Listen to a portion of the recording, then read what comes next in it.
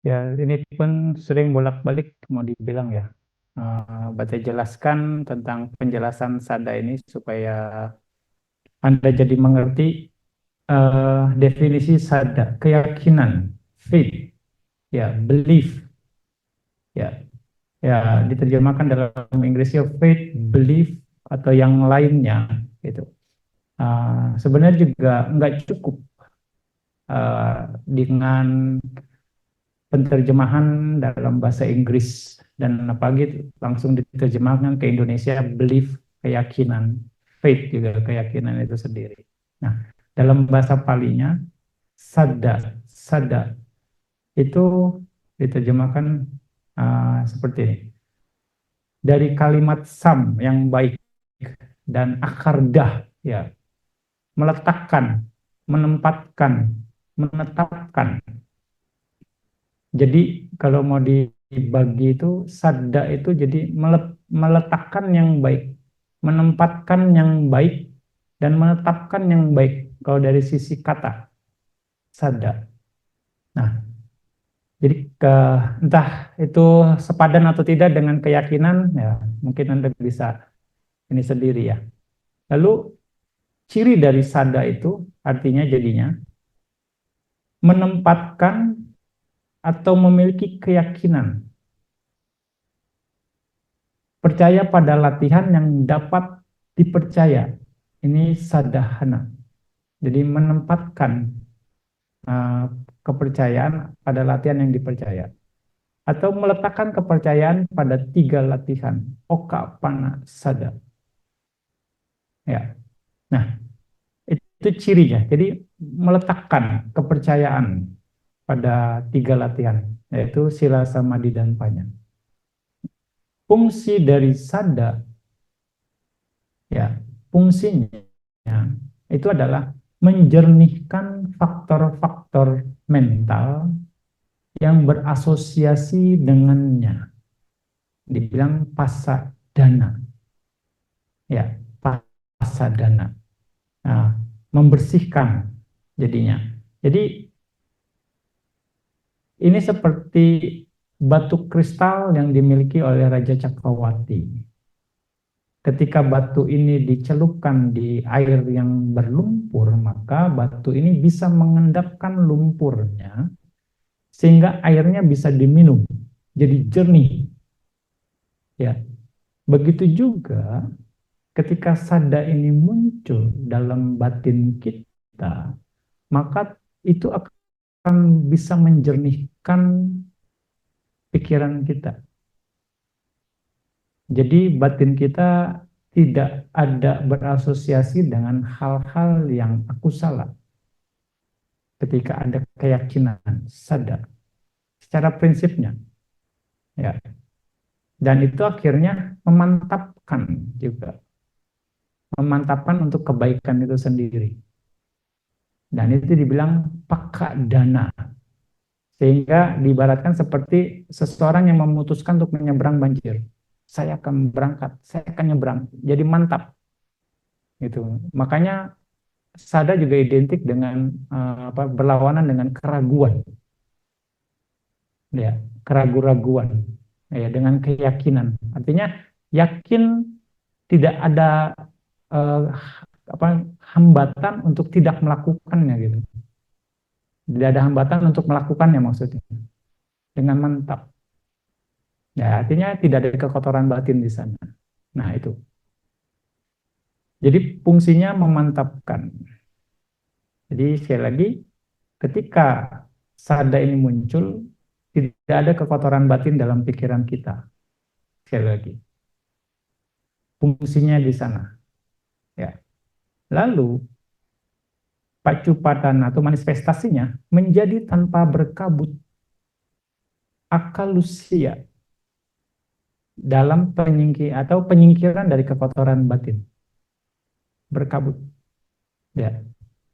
Kalau kabut kan entah jadi nggak jelas, karena nggak jelas kita jadi ada timbul keraguan, karena nggak jelas jadi kita uh, ada yang tidak sesuai, jadi berkabut bisa dibilang, menjadi berkabut, menjadi tanpa berkabut kalau ada sadar.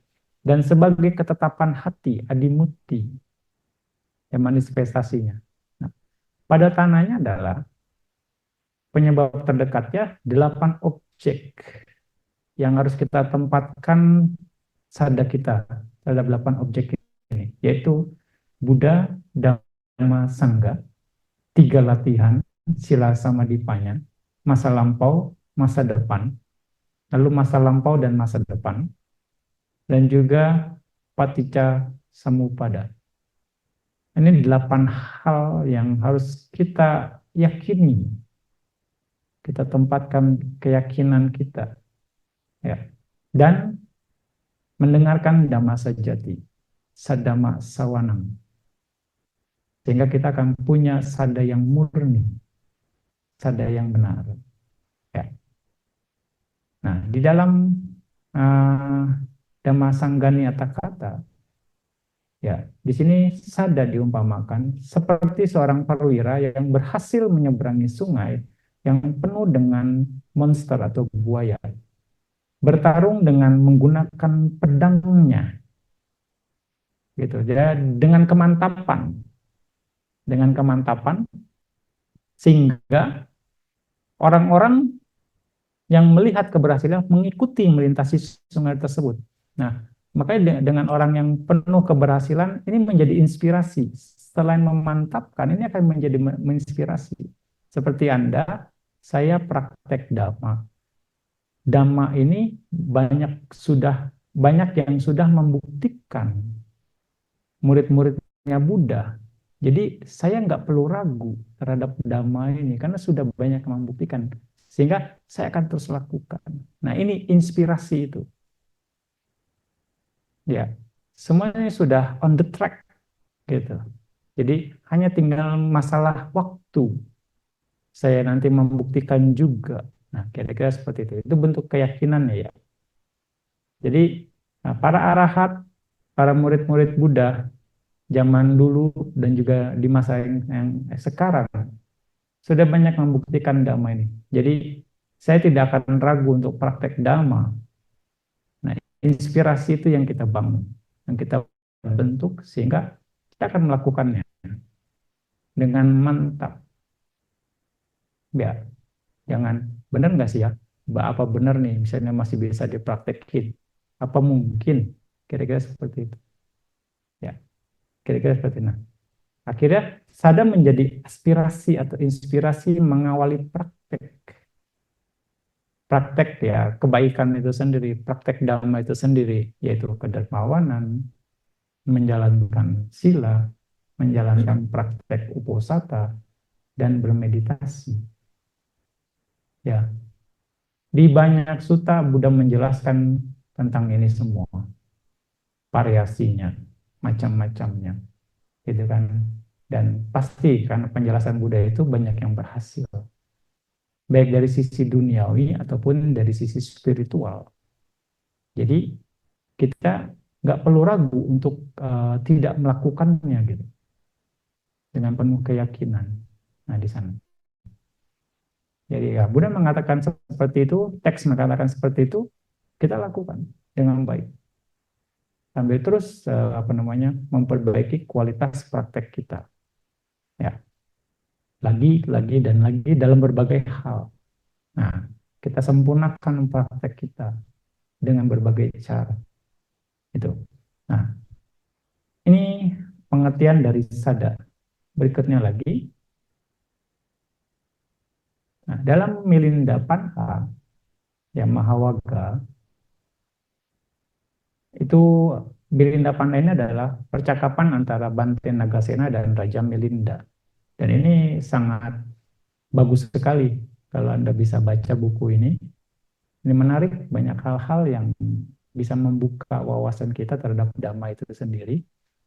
Ya, Bante Nagasena menjelaskan dengan sangat detail dan bisa diterima, ya, bisa diterima penjelasan Dhammanya dan sangat pandai dalam menjawab Raja Milinda Panha. Dan Raja Milinda Panha ini sangat kritis dan suka ngetes, bisa dibilang ngetes Raja Bante Nagasena bisa nggak jawab nih begini. Selalu seperti itu. Artinya Raja Milinda ini bisa dibilang tukang debat dan selalu menang debat. Nah, tapi ya dengan Bantai Nagasena selalu ada jawaban. Nah, ini pun eh, Bantai Nagasena menjelaskan tentang sada itu. Ya, yang pertama adalah ketenangan. Sada itu arti dari sada berhubungan dengan ketenangan atau sampa sadana. Artinya, ketika keyakinan muncul, sekali lagi, ini akan menyingkirkan rintangan. Ya, akan menyingkirkan rintangan. Ketika keyakinan muncul, maka akan menyingkirkan rintangan. Apa rintangannya? Itu kekotoran batin akan terendapkan. Ya, penjelasannya gitu. Akan menyingkirkan rintangan, yaitu kekotoran batinnya terendapkan. Sehingga pikiran tanpa rintangan itu akan menjadi jernih, menjadi bersih, dan menjadi tenang. Karena pikiran yang tanpa rintangan itu jernih, bersih, dan tenang, maka dapat mempraktekkan kedermawanan, menjalankan sila, dan bermeditasi dengan baik. Ya, penjelasannya sama, kurang lebih. Menyingkirkan kekotoran batin terendapkan, sehingga pikiran tanpa rintangan itu menjadi jernih, bersih, dan tenang. Ya, ya, perumpamaannya, ya, batu kristal, Raja Cakrawati. Tadi yang seperti Bante sudah jelaskan di awal. Ya, di sini. Nah, dengan pikiran yang jernih, bersih, dan tenang, ya, maka kita akan bisa melakukan sesuatunya dengan baik.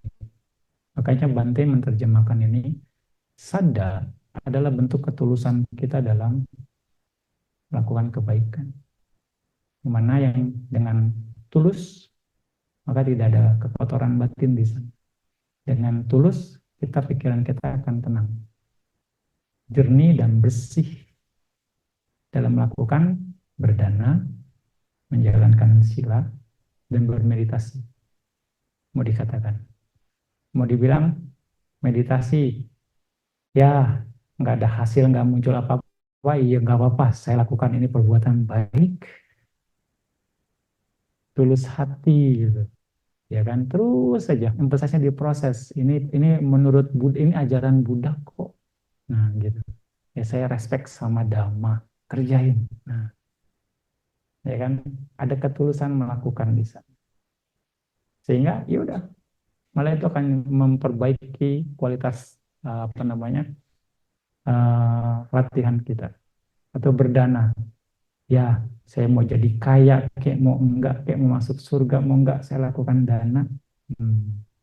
Misalnya gitu.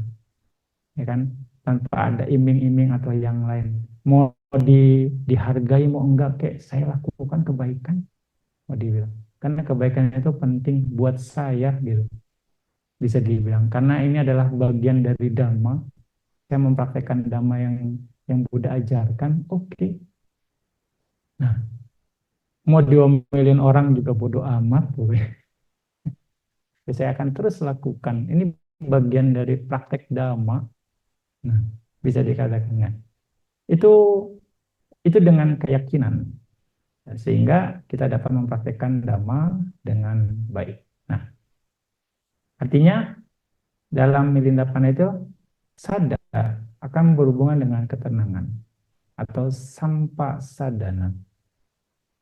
Ya, berikutnya lagi aspirasi. Ya, sampa kandana. Menjadi aspirasi.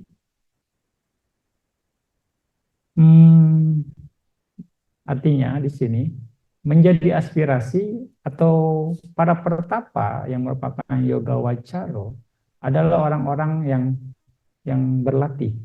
Ya, tapi ya tidak hanya petapa saja. Nah, melihat orang-orang yang lain terbebaskan, mereka pun ingin merasakan buah dari kesucian Sotapana, Sakadagami, Anagami, atau Arahata. Jadi orang-orang berat ini melihat mereka yang berhasil, jadi terinspirasi. Oh, bisa ya praktek dhamma mencapai arahat. Oh, bisa ya praktek dhamma mencapai Sotapana. Oh, bisa ya praktek dhamma mencapai jana. Oh, bisa ya praktek meditasi misalnya keluar nimita, menghasilkan cahaya. Bisa ya. Oh, bisa ya dengan konsentrasi bisa duduk 2-3 jam dengan baik. Nah, itu akhirnya pembuktian dhamma itu sehingga menjadi inspirasi atau aspirasi. Ya, kira-kira seperti itu. Nah, ini adalah cara kerja dari sadar. Sehingga mereka pun mau, boleh deh, saya mau latihan deh. Ternyata bisa loh. Ya kan? Ternyata bisa loh ada pembuktian. Oh, ternyata ehipasiko loh. Di levelan-levelan tertentu sampai dengan tingkatan-tingkatan yang tertinggi. Ya, arahata itu sendiri. Ya, itu adalah aspirasi sehingga orang mau melakukannya karena melihat contoh, karena melihat pembuktian. Ya, ini yang dibilang kadang kategorinya apa namanya? Kesaksian nih ya, butuh kesaksian ini supaya orang bisa beraspirasi. Nah, ya di Buddhis belum terlalu familiar dengan kesaksian ya. Kalau di tetangga ya ini sangat dieksplor sekali kesaksian ini. Ya kalau di lapak sebelah orang sekarang bilang ya. Nah, oke. Nah itu. Jadi aspirasi. Jadi juga dikategorikan diumpamakan bahwa menyeberangi sungai yang banjir, ketika mau menyeberangi sungai yang banjir, serombongan orang akan ragu-ragu, berdiri takut di pinggirannya, tidak berani menyeberang, tidak berani menyeberang. Ya, lihat-lihat, wah airnya sungai ininya deras sekali, itu juga banyak batu, gimana menyeberang? Lalu ada orang yang tahu keadaannya, mengenali kekuatannya dan tenaganya sendiri, kayaknya bisa nih. Masih fit tenaganya gitu. Lalu mengikatkan tali di tubuhnya dan melompat, menyeberang dengan selamat. Ya, jadi dia tahu situasinya dengan baik, tahu kemampuan diri dia juga, ya kapasitasnya oke, dia langsung oke. Lalu orang-orang yang berdiri yang ragu-ragu itu melihat dia berhasil menyeberang, akhirnya berani nyebrang juga. Ya, oke, saya juga bisa. Ikut-ikutan jadinya. Dalam artian ikut-ikutan karena terinspirasi. Kira-kira seperti itu. Sehingga, oh bisa ya, oh bisa ya. Nah, di sini para meditator yang sering interview kan dengar, oh begini. Jangan, oh saya kapan ini. Jadi, ya, kira-kira seperti itu. Jadi, oh iya, bisa ya. Nah, tambah semangat, tambah semangat. Hmm, gitu. Mudah-mudahan saya juga bisa next-nya. Nah, ya itu bagian dari inspirasi, pembuktian dhamma. Bukan malah jadi terbebani mentalnya gitu ya. Nah itu. Jadi melihat orang berhasil, keberhasilan mereka yang telah mencapainya, ada orang-orang yang berlatih dengan penuh keyakinan akan beraspirasi berkeinginan pula merasakan pencapaian. Ya, sehingga mereka mau melaksanakan latihan untuk mencapai yang memang belum dicapai dan menguasai yang belum dikuasai, merealisasikan yang memang belum diwujudkan. Ya, itu maksudnya tentang sadar, tentang inspirasi. Supaya, oh ada pembuktian di sini. Bisa. Ya, dia bisa, saya pun suatu saat pasti bisa. Ya, yang penting saya akan melakukannya lagi, dan lagi. Ya, itu sadar. Kapasitas dari sadar. Ya, oke.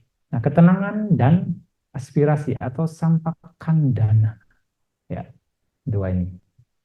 Oke. Nah, eh, sada ada 4 macam. Sada dari sisi tingkatannya, dari sisi kualitasnya ada 4 macam, yaitu agama sada yang pertama, lalu adigama sada, yang ketiga oka pana sada, dan pasada sada.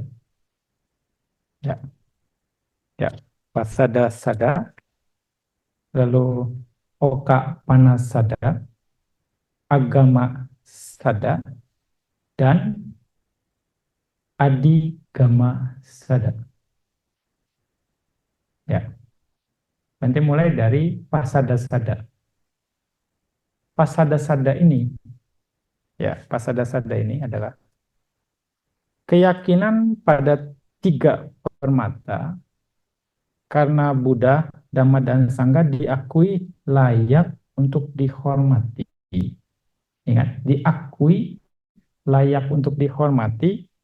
Nah, ini didasarkan pada penghormatan tinggi yang dangkal terhadap 3 permata dan bukan pada keyakinan yang dalam sehingga tidak stabil.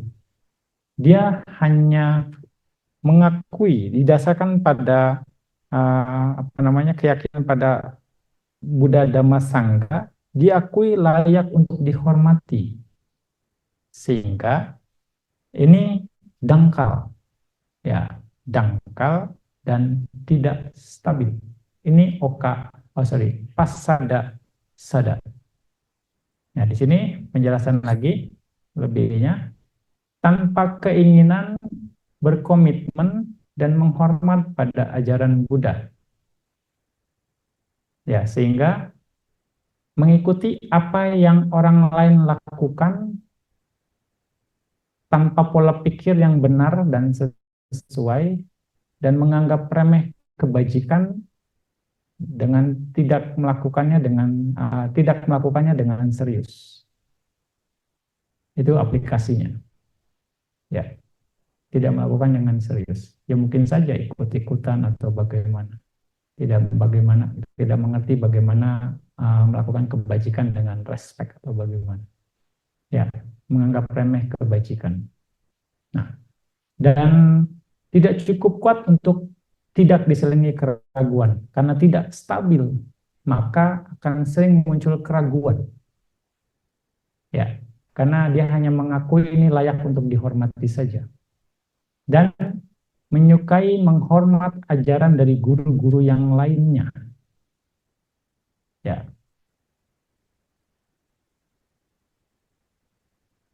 dari guru-guru lainnya, dan tidak mendukung untuk memenuhi komitmen terhadap 3 tahapan latihan, ya, sila samadhipanya, walaupun dapat mendukung untuk melakukan persembahan yang luar biasa. Ya, jadi nggak mau berkomitmen di sini. Ini pasada sada. Ya, mau jaga sila nggak bisa, Bante. Saya kerja. Susah, Bante. Ntar nggak dapat duit.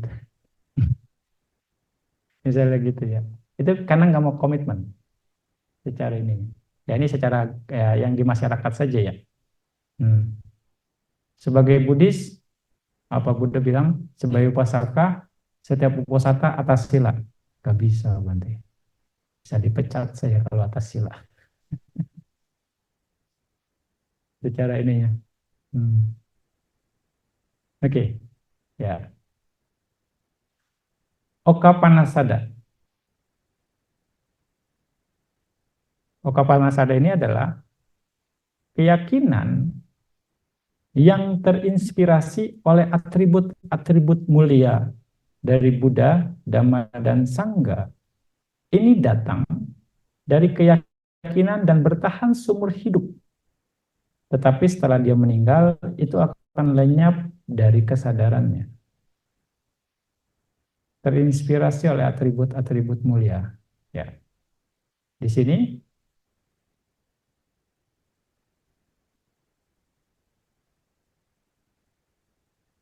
keyakinan yang sepenuhnya, terang-terangan, atau tekad yang penuh. Ya, Okapanasada ini. Okapanasada ini dalam subkomentar Pak Mahaparinibbana dikatakan, keyakinan karena tekad atau ketetapan hati.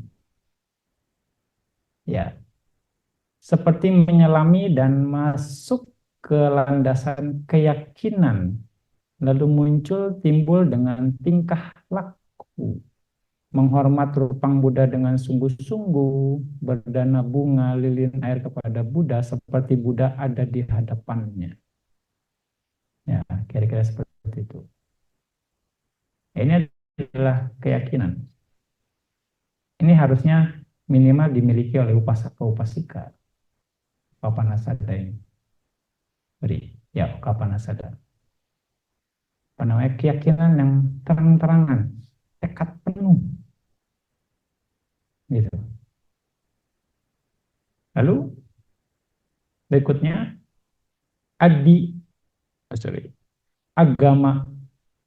agama sada. Ya, agama sada di sini adalah jenis keyakinan yang diperoleh para bodhisatta setelah menerima pengakuan dan kepastian kebudaan di waktu yang akan datang. Seorang bodhisatta mempunyai keyakinan yang tak tergoyahkan pada tiga permata, yang menyiratkan sebuah keyakinan yang kokoh pada jasa kebajikan perbuatan baiknya. Ya.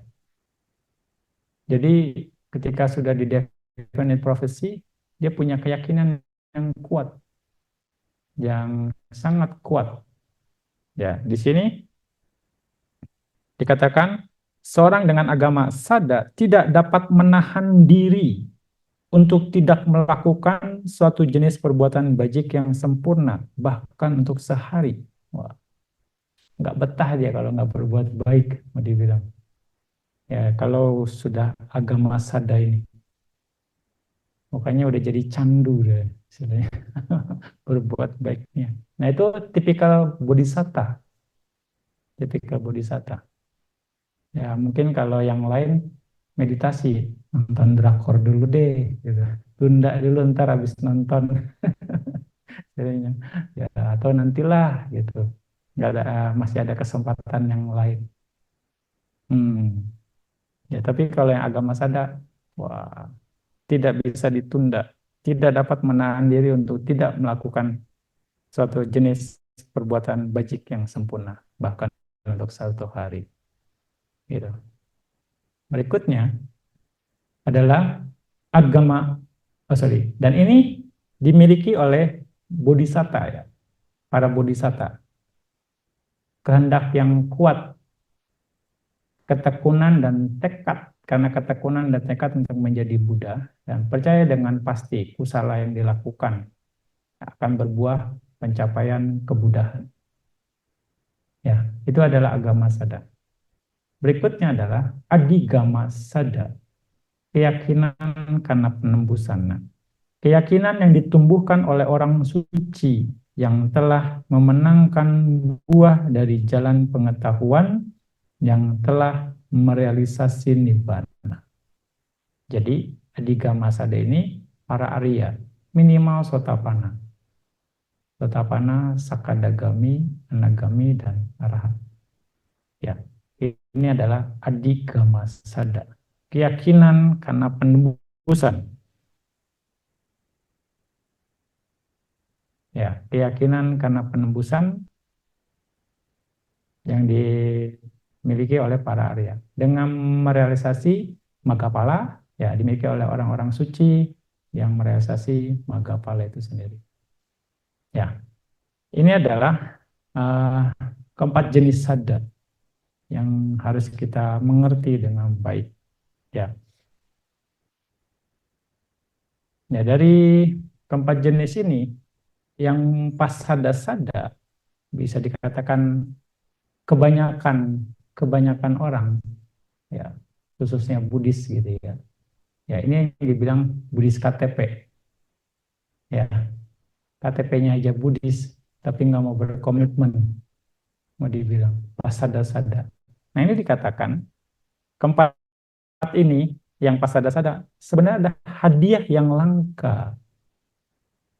Nah, banyak yang terlahir di negara Buddhis bahkan tidak mempunyai keyakinan jenis ini. Artinya Buddhis tapi KTP-nya saja, tapi dia percaya dengan keyakinan yang lain yang bukan ajaran Buddha. Makanya ya Buddhis KTP, KTP-nya saja, tapi dia praktek agama, praktek bukan dhamma. Ya kan? Banyak sekarang kan? Sekarang kira-kira. Padahal ada potensi apanya dia sebagai Buddhis, tapi prakteknya bukan Buddhis. Ini yang Buddhis KTP. Ya, itu.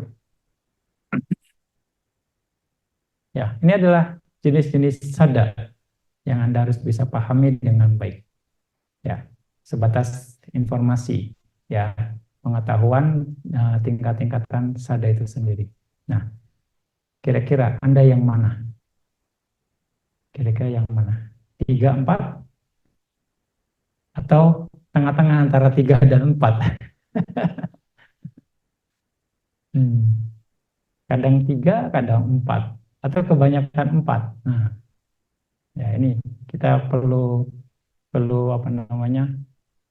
Perlu merenung, bisa dikatakan. Nah, berdasarkan ini, uh, uh, mau dibilang berarti punya pengamatan gitu. Banyak orang, bahkan Buddhis itu sendiri, ya, mau dibilang menomorduakan Dhamma. Dhamma itu nggak jadi prioritas. Kalau saya prioritasin Dhamma, Bante, saya makan apa? Emang Dhamma bisa kasih makan saya kira-kira? Saya harus kerja, cari uang. Makanya nanti kalau urusan Dhamma, nanti dulu kalau saya sempat deh. Ya enggak? Ini kenyataannya kebanyakan di lapangan seperti itu. Jadi Dhamma hanya kalau sempat saja ada hubungan dengan Dhamma saya bisa lakukan.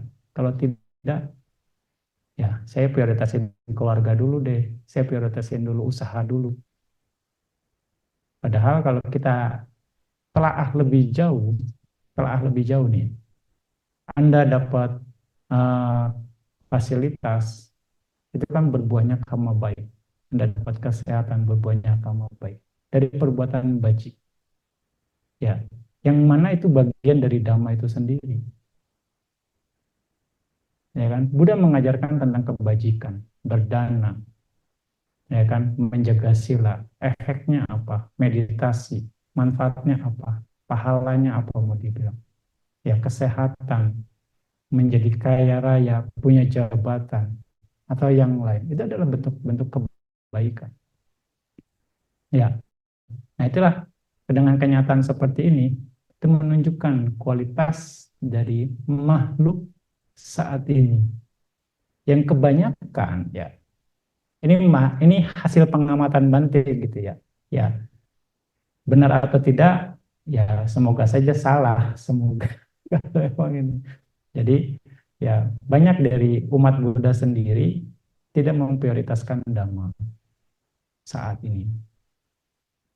Ya, karena ya itu sekali lagi. Memang Dhamma bisa kasih makan apa gitu kira-kira. Ya, nah ini yang buat dengan begitu di bagian mana kita? Di bagian mana Anda?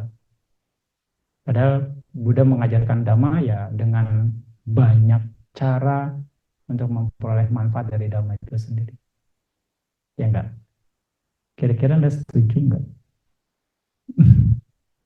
Yang di rumah, kira-kira Anda setuju enggak? Nah, ya, kita harus meningkat ya. Pada balik lagi, kita punya kesempatan.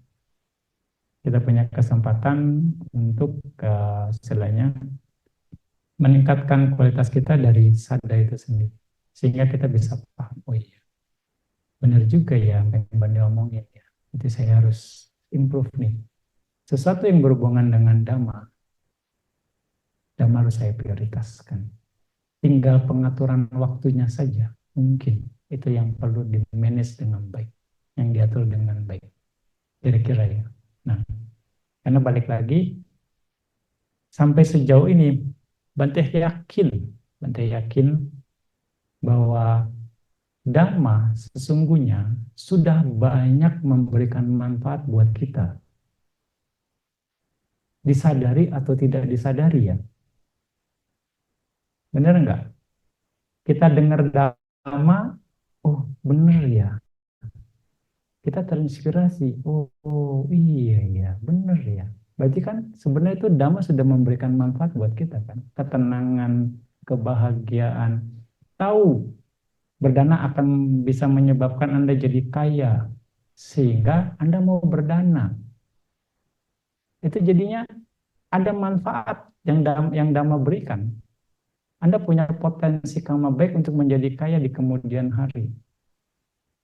Jaga sila, Anda akan bisa naik derajatnya atau bisa menjadi terlahir di alam dewa. Itu karena Dhamma, ya kan? Karena Buddha mengajarkan Dhamma dan Anda mempraktikkan Dhamma itu. Sehingga Anda happy ngelakuinnya. Happy, kebahagiaan yang didapat Anda dari berbuat baik. Itu kan manfaatnya. Makanya sedikit banyak Dhamma sudah memberikan manfaat buat kita. Mungkin bukan sedikit, sudah banyak mungkin ya. Banyak sekali. Dhamma memberikan manfaat buat kita. Makanya menurut Bante sudah waktunya bagi kita ya, untuk mendedikasikan diri kita untuk ke Dhamma. Ya, mendedikasikan diri kita ya untuk kebaikan itu sendiri, untuk kebenaran itu sendiri. Dengan berbagai cara sesuai dengan ya kemampuan Anda, sesuai dengan keadaan Anda. Gitu. Ya, itu adalah bentuk keyakinan. Berarti hanya sekedar ya memberikan gagasan ya, bukan maksa bicara ini ya, memberikan sudut pandang yang memang sesuai. Kalau Anda setuju, ya mari kita dedikasikan diri kita untuk Dhamma dengan berbagai cara sesuai dengan kapasitas Anda. Ya kan seperti itu. Ya kan, ya dedikasinya ya kalau Anda sebagai praktisi Anda praktek praktek Dhamma dengan baik. Ya kan? Misalnya ada yang lain ya, Anda ikut misalnya apapun yang berhubungan dengan Anda. Sehingga Dhamma bisa dapat memberikan manfaat yang lebih kepada yang lain. Sehingga banyak makhluk bisa mendapatkan manfaat dari Dhamma yang bisa bertahan lama itu sendiri.